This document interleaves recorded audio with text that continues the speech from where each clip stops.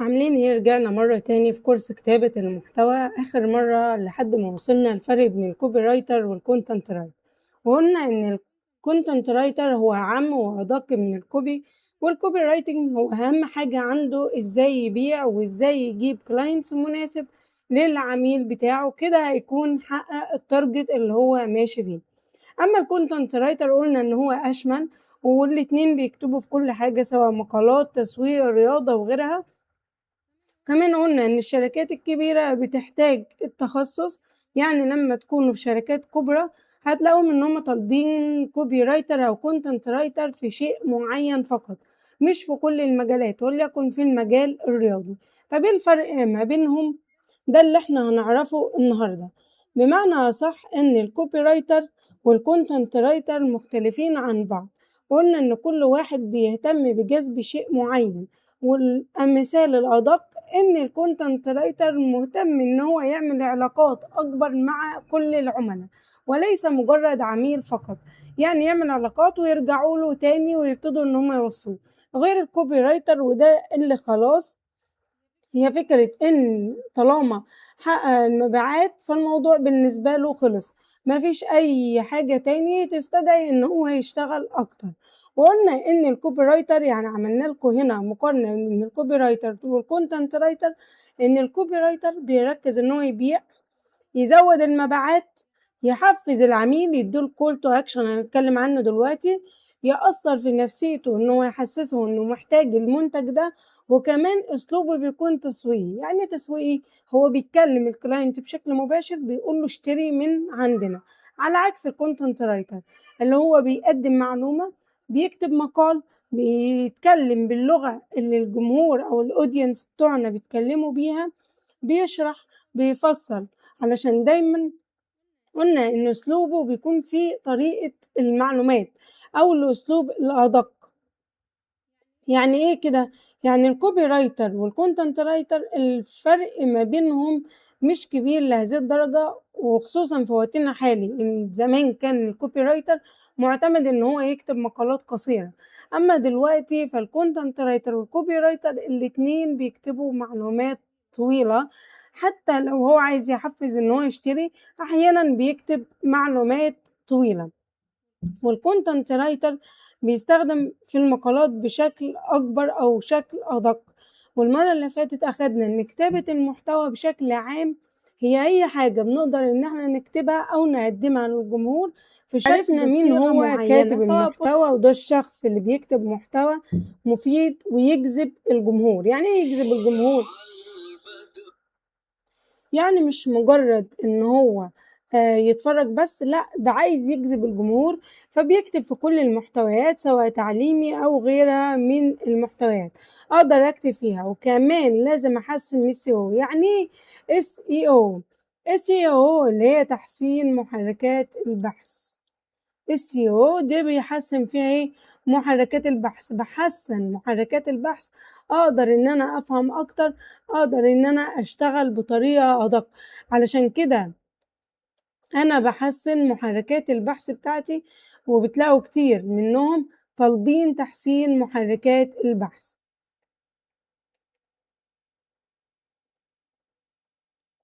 طب ليه الناس بتطلب كونتنت كرياتور او كونتنت رايتر او كوبي رايتر؟ ليه الكورس ده اصلا معمول؟ قلنا إن كتير بنسبة 14% بتزيد المبيعات من الكونتنت رايتر عن الكوبي رايتر. ليه؟ كاتب المحتوى بيفهم أكتر المحتوى اللي هو كاتبه، بيفهم هو عايز يوصل لمين، بيحسن محركات البحث. بس في فرق بين الكونتنت رايتر الشاطر والكونتنت رايتر اللي لسه مبتدئ أو الجينيور. ليه؟ في واحد منهم بيخلي القارئ يكمل كلام للآخر زي لما نكون كاتبين شورت ستوري كده، وفي واحد بيخلي القارئ يمل ويقول هو أنا هقرا كل ده؟ هو أنا ليه أقرا أو إيه الفايدة؟ كمان في حاجة اللي اسمها CTA أو Call to Action. يعني إيه CTA أو Call to Action؟ CTA أو Call to Action دي معناها بنخلي القارئ ياخد رد فعل معين، جملة تحفيزية بنحطها في الآخر: اشتري، تواصل بينا، رد علينا في الكومنتس، فكر لنا انت ممكن تعمل ايه معانا. فده لازم أي حاجة زي كلمة الhook إن إحنا يكون عندنا hook لازم يكون عندنا call to action. كمان إن من أنواع التسويق الخاص بينا اللي إحنا بنختارها ليه تناسب الجمهور، يعني الجمهور بيشتري لما إيه يحصل، ودي الcontent writer هو اللي بيكون عارفها علشان يجيب لنا فعلًا نتائج ويحط لنا استراتيجي مناسبة. هو كاتب المحتوى اللي هيقدر يفهمنا إزاي إحنا بنوصل للناس دي، إزاي نجذب الانتباه، إزاي أقدم قيمة مش مجرد بوست، إزاي أحفّز الناس إن هي تطلع من عندي تاخد call to action تاخد رَد فعل معيّن، مش مجرّد تشوف البوست عندي وتمشي وتسيبني. طيب علشان أبني أي brand إيه مطلوب منّي؟ أ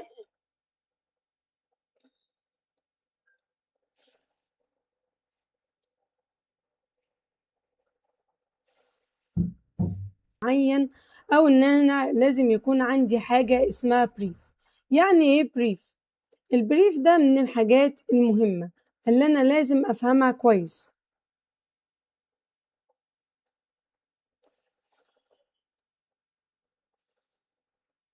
لازم أعمل إيه، علشان أبني أي براند لازم يكون عندي حاجة اسمها الbrief. الbrief ده من أهم الحاجات اللي لازم تكون عند أي client أو عندي أنا شخصيًا كواحد بيقدم خدمة. ده عامل زي بالضبط الCV للمكان، هو بيعرّفني كل حاجة، ولازم يكون في حاجات معيّنة، وأنا لو الclient اللي جاي لي ما عندوش brief لازم أسأله بعض الأسئلة وما تكونش عامة، علشان هي لو أسئلة عامة هاحط إجابات عامة تنفع لأي براند، وقتها مش هاكون استفدت شيء. فأنا علشان أفهم أي براند فأنا عشان أفهم أي براند لازم أكتب المحتوى بحاجات معينة، لغة البراند لازم تكون من لغة البراند، باخاطب الجمهور الaudience بتوعي مش أي audience عشان كده بنقول ما نسألش أسئلة عامة، أحل مشكلة معينة، دايمًا كنا بنقول إن إحنا نحاول نعمل لهم مشكلة وبعد كده نحلها لهم، أبني علاقة مع الclients بتوعي، وإن أنا أحقق لهم الtarget اللي هم داخلين عشانه، عشان كده المرة اللي فاتت اتكلمنا إن إحنا إزاي نحوّل شخص من مجرد متصفح لإنه يكون بالفعل shopper من عندنا ويشتري من عندنا، مش مجرد إن هو داخل يتفرج حتى، لأ إحنا عايزينه يشتري. لازم إن أنا أفهم الbrief الخاص بيّا لو الclient معاه brief، يعني الأهداف بتاعته إيه، الرسائل الأساسية أو رسالة المحتوى اللي هو بيقدّمه، هو عايز يوصل لإيه وأأكد عليه، يا ترى القِيَم بتاعته دي هتتغيّر من دلوقتي لبعدين والّا هي قِيَم ثابتة؟ عشان كده لازم إن أنا أشوف رؤية واضحة للbrand اللي أنا باشتغل معاه، شخصية الbrand وشخصية الجمهور بيأثّروا معايا في الcontent اللي أنا باقدّمه، نقطة القوة والضعف حتى المنافسين بتوعتي اللي كنت بافضل أقول لازم إن إحنا نتتبعهم ونعرف هُم بيقدّموا إيه ومش بيقدّموا إيه، كل ده لازم إن إحنا نفهمه جزء ورا التاني، ما ينفعش إن إحنا مجرّد نتفرّج ونسيبهم ونمشي، لإن دي أكبر خطأ. طَب أنا لو هاعمل دلوقتي brief وعايز الbrief بتاعي يكون brief واضح ينفع للclient وينفع ليّا ويكون المحتوى الخاص بيه ناجح، أبتدي إن أنا أعمل brief إزاي والتفاصيل اللي لازم تكون فيه. في مجموعة الأدوات الأسئلة لماذا ولِمَ وليه وWhat والحاجات دي كلّها بنستخدمها علشان نعمل brief مناسب، بس في تفاصيل مهمة، وأنا باجمّع المعلومات إيه أهم الكلمات المفتاحية اللي بيستخدموها الclients أو بيستخدموها الaudience اللي بيدوّروا على حاجة في المجال ده، الناس اللي هم منافسين ليّا بيستخدموا إيه كلمات مفتاحية يحطوها في الcontent الخاص بيهم، كمان الروابط اللي هم بيحطوها، يا ترى أنا باعمل content معيّن وعايزة الناس تدخل تتفرّج عليه، فابتدي إن أنا كمان كcontent writer باعمل لهم مقال وأقول لهم لأ ده محتوى مفيد ولو هتفهموا منّه، وكمان أرشّح لهم ناس، عشان لمّا أرشّح لهم ناس هيثقوا فيّا، مش مجرّد إن هم لأ ده هو بيعمل دعاية من نَفْسه وعايزنا نثق فيه، لأ أنا باحُط لك مقالات تانية تقدر إن هي تفيدك وتقدر إن أنت تدوّر وتفهم.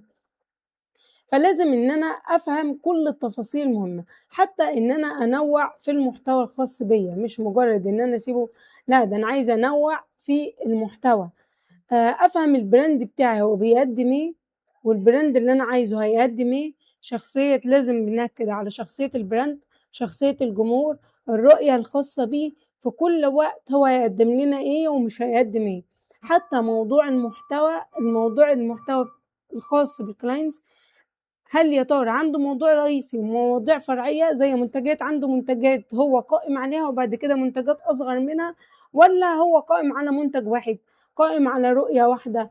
وبعد كده أبتدي إن أنا أفهم عشان لمّا آجي أقدّم رسالة معيّنة للclients الخاص بيّا، أفهم الclients دول هُم عايزين منّي إيه بالضبط، مش مجرّد إن أنا باقدّم لهم محتوى واطلع من عندهم وكده الموضوع انتهى بالنسبة لي، لأ أنا باقدّم لهم رسالة، قيمة، لازم يكونوا عارفين إن أنا كcontent writer باكتب قيمة وباكتب رسالة معيّنة لحد ما أوصل للtarget اللي أنا حاطّه أو الهدف من المحتوى الخاص بيّا. هنوصل لحاجة مهمة واسمها SWOT analysis، يعني إيه؟ دي فيها كل حاجة بتساعدني، كمان هابعت لكم أكتر من أداة بنستخدمها كcontent، نعرف الtrend، نعرف الهاشتاج، نعرف أدوات الكلمات المفتاحية، نعرف الsearch بيكون عن إيه. أول حاجة تهديدات، اللي لازم برضه أكتبها في الbrief التهديدات، إيه التهديدات اللي هتقابلني في الفترة دي واللي ممكن تقابلني في الفترة الجاية، وكمان أحاول أنا كcontent writer أدّي نصيحة للclients لو حواليه منافسين ابتدوا إن هم يطلعوا سوا ويعملوا منافسة على السعر، لو أنت لسه طالع ما تحاولش أبدًا، أبدًا تعمل منافسة على السعر، هتطلع خسران، خصوصًا لو كان المنافس بتاعك عنده سيولة، فأنت هتطلع خسران، الcontent مش مجرد شيء هيكسبك، لأ، أنت مش هتعرف تكسب منه، فلازم إن إحنا نفهم إحنا فين، النقطة بتاع البداية الخاصة بينا فين وهتودينا فين، فيكون التهديدات زي الفُرَص، يعني إيه الفُرَص؟ الفُرَص دي بالضبط عاملة زي season مثلًا الطباعة الخاصة بالمدارس والكُتب، في فترة 3 شهور إحنا ما عندناش أي دخل، بس في فرصة إحنا عارفينها هتيجي في شهر كذا لشهر كذا، لو ما استغلّيتش الفترة دي مش هيكون في أي دخل. كمان نقاط الضعف، إيه نقطة الضعف اللي عندي بس هي قوة في غيري، والعكس إيه نقطة القوة اللي عندي مش موجودة في غيري، دي لازم أكتبها في الbrief لإن أنا هاستخدمها فيما بعد وهاضغط عليها، هاحاول إن أنا أستخدم كل حاجة فيها بشكل أو بآخر، يعني أنا باكتب brief متكامل للعميل يفهّمه إحنا فين وهنروح على فين. ودي من أهم الحاجات اللي لازم أي clients يفهم إحنا بنقدم إيه ومش أي شيء، حتى لو جالك من غير brief حاسبه على تمن الbrief وابتدي إن أنت اعمله له، وبعد كده اعمل له target واعمل له الstrategy plan بتاعته والcalendar plan وتماشى معاه، وأي شخص سواء عنده business كبير أو صغير أنت داخل محتاج تبني portfolio خاص بيك، ابتدي اشتغل بكل ما لديك من طاقة، وطالما وافقت على الdeal بينك وبين الclient اللي جاي لك ما تغيّرش فيه، ما تستهلش الفلوس طالما إن أنت وافقت من البداية، ما ينفعش تيجي في النُص وتسيبه وتقول لأ أنا خلاص كده انتهيت والموضوع بالنسبة لي انتهى ومش عايز أشتغل تاني، لإن دي أكبر أخطاء بتحطك أنت في مأزق، وعدم ائتمان أي clients ليك بعد كده زي ما بيوصّوك لبعض بيحذّروا بعض منّك، فلازم إن أنت تبني سُمعة جيدة في البداية. من الحاجات كمان اللي أنا محتاج إن أنا أكتبها داخل الstrategy plan بقى لو ابتديت إن أنا أعمل strategy، هل يا ترى الcontent هيكون طويل والّا قصير، طريقة كلام الجمهور الخاص بيّا، الطبيعة بتاعته tone الvoice بتاعه هيكون عامل إزاي، شخصية الbrand وشخصيتي شخصية الجمهور الخاص بيّا، كل ده بيأثّر في إن أنا أعمل plan معيّنة. فلازم أفهم أنا باقدّم إيه وباعمل إيه بالضبط علشان ما أكونش شغّال شغل عشوائي.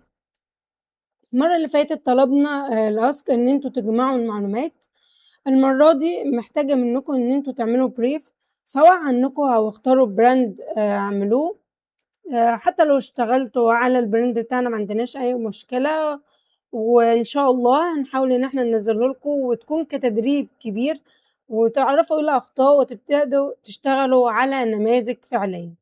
ألقاكم بإذن الله السيشن القادم، كل سيشن بيكون خفيف والكلام مش صعب، لحد ما تبدأوا إن أنتم تدخلوا في إزاي تعملوا استراتيجي. إحنا دلوقتي الكل بنفهم وبنحاول نطبّق بشكل عملي، ولكن ما تسمعش وتسيب السيشن، لأ، حاول إن أنت تفهم